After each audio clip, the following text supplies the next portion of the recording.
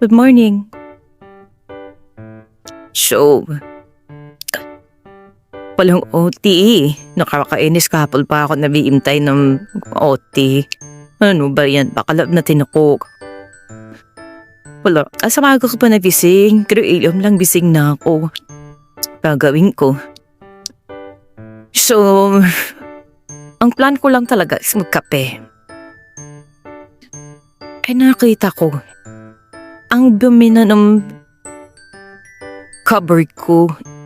So, ang taas ang dami ng mga tay-tay ng mga GPs. So, kada ako, ilinis ko na. Ang ending, lumamig na tuloy yung kape ko. Ininit kong pagkain, lumandig na rin. Nasunog kay pancake. Nasunog na kahapon, nasunog pa uli. Kakalinis. Ganun kasi ako talaga eh. Alam mo yun? Meron akong ginagawa. Nakaplano na yun. Tapos, in the middle ng plano na yun, doon may maiisip kong gawin. Na kapag hindi ko winawa, buong araw ko siyang iisipin ng iisipin. So kahit na alam mong nangyari, dapat kong gawin ko talaga. Tapos, tuk nagawa ko yun, parang, alam mo yun, fulfilled ako. Aside pa dun sa nakaplano ko na talagang gawin. Hindi ko rin maintindihan ng sarili ko, pero ganun ako. Kahit minsan yung antot na ako. Tapos bigla ko naisip gawin. Nakatulog na ako, pero nasa isip ko pa rin yun. So babangon pa rin talaga ako. Parang lawing ko yun, nakakainis. Alam mo yun? Pero, yun nga, after ko magawa, ang saya ko. Yung abnormal. Kaya minsan, pagka-abnormal din ako ulit. Yun. So, ang sabi sa weather forecast, uulan nga daw. Pero hindi naman umulan. Ayan. Ang ganda ng ulap. Baka bukas pa to. Pero dapat, anong petsa na? 7:30 na. Dapat. Sikat na yung araw. Pero wala pa kahapon. 7:30, grabe na yung araw. Parang ako lang sinututukan. Ayun. Nag-vlog muna tayo. Voice over ako muna tayo. So, ito na nga. Nalinis ko na yung cupboard ko. After 48 years. Upas na tayo. Lumamig na yung kape ko. Lumamig na rin yung ininit kong pagkain. Nasumunog pa. Pero masarap naman siya. Okay lang. Well, bago natin iwanan ng kitchen, dapat linisyon muna natin. Sinabi akong walis dito sa kitchen kasi nag-hairful ako. So, lahat naman ng kasama ko dito ay walang buhok. So, pag may nakita silang buhok kasig, sabihin akam lang yun. So, guilty ako dun. So, kaya, after ko talaga gumamit ng kitchen, nagwawalis talaga ako. So, ito na. Malamig na yung pagkain ko. Actually, almusal ko to. So, i-hyperlapse ko yung pag-fikat ng araw. Actually, huli na eh. Medyo maliwanag na. Nalimutan ko kanino i-hyperlapse. Sabi sa weather forecast, maulan daw ngayon. Pero baka bukas pa yata start. Bakit hindi pa ngayon? Off ko eh. Masarap matulog pag maulan. Bukas may pasok na ako. Anong bayan? Anyway. Ay, so yun na nga. Bakit ko nga, ang tanong is bakit pa ako nagbid-video? Bakit ko binibidyo ang sarili ko? Hindi man ako ganito. Wala lang. May na-discover sa akong talent ko. Magaling pala ako mag-edit na. Or nahahappy lang talaga ako sa ginagawa. Basta masaya ako sa ginagawa ko.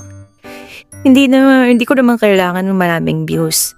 Ang purpose ko nga is may video ko to, i-upload ko sa YouTube channel ko para pagdating ng panahon, pag wala na ako dito sa lugar na to, or kung sakali man, basta, pagdating ng panahon, hindi naman natin, alam ko ano mangyayari.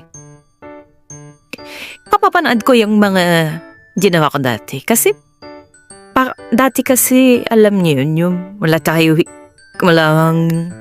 hindi natin na-record yung mga ginagawa natin. Artista lang nakakagawa nun. Pero ngayon may mga paraan na may mga ways na para i-document mo. Parang kasi sa akin, hindi ko isa gagamitan ng use ng vlog. Para sa akin is, dina-document ko lang yung bawat ganap ko dito. Hindi naman lahat bawat, pero ngayon kasi may free time ako. So, dina-document ko lang yun. Para pagdating ng araw, pag hindi na ako nagkatrabaho, matanda na ako. Para pag matanda na ako, nakaupo na lang ako. O hindi na ka na lang makatayok. Alam mo yung makapanood ko pa rin yung vlog ginawa ko. Hindi man lahat, pero at least, okay. Ito na yung ginawa ko nung timeline. So, yun yung reason. Hindi ko alam na maraming news. Kasi, ayoko ng tao. Ano ba tawag doon? Ang tawag ba doon ay social introvert? Yung gusto mo mag-isa ka, pero, active ka sa social media, pero ayaw mo nang nakatutok sila lahat sa'yo. Parang ganun. Ganun ang gusto ko. Active lang ako dito. Semi-active kasi ito lang naman yung, hindi naman sa lahat. Wala naman akong Twitter. So, active lang ako sa social media. Sa pang bidi lang naman. Or bahala na ako. Anong tawag doon? Masaya, active ako doon. At gusto ko yung nabibideo ko. Pero hindi ko aim na panoorin niyo ako lahat. Yun. Ginagawa ko yun para may mapanood ako soon. Kung hahaba pa buhay natin. Yan, sabi ko nga after 20 or 30 years pa. Kung aabot tayo doon. Sa panahon na yon, mapapanood ko pa. At sana masave ko lahat yung mga video na yon. At gagawin ko talaga. Yun ang purpose ko. So yun na nga. Hindi ko na naman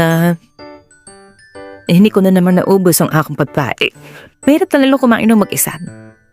Kahit na anong sarap ng pagkain mo, kung mag-isa ka lang kumakain, wala kang gana. Akala lang malungkot ako sa part na yun. Hindi ako malungkot sa part na yun. Masaya ako doon. Bakit ako masaya? Kasi, ang dali ko mabusog. So hindi ako tagabak. Kaya may advantage at disadvantage na rin yung solo ko ngayon eh. Kasi pag wala ako kasabay, nung mga panahon na nagluluto-luto pa ako, lagi may kumakain dito kasama ko. Ang taba ko. Hindi ko mapigilang hindi kumain kasi sarap kumain ng may kasalo, di ba? Hindi taba ko, hirap magpapayat. Ngayon, kaya gustuin ko man tuwaba. Kahit kumain ako nung kumain, hindi ako masyadong lumalaki or tumataba kasi parang hindi ko nadalasahan yung kinakain. Saka hindi ko nauubos yung pagkain ko. So, yung importante hindi ako gutom. Ang importante, hindi ako nalulipasan ng gutom. Yun. Hindi ako napalakas ang kain. May advantage na disadvantage. Pero yung advantage para sa akin, hindi ko nakalakan mag-diet para pumayat. Yun ang magandang sa magandang reason.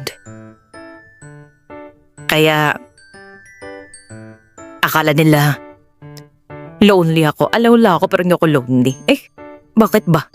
Ito ang choice ko Pakiyo ba? Ayun. Ayun. Basta yun. Sunog na nga yung aking pancake na kahapon ko pa niluto. 3 araw ko na naman yung kakainin. May vlog.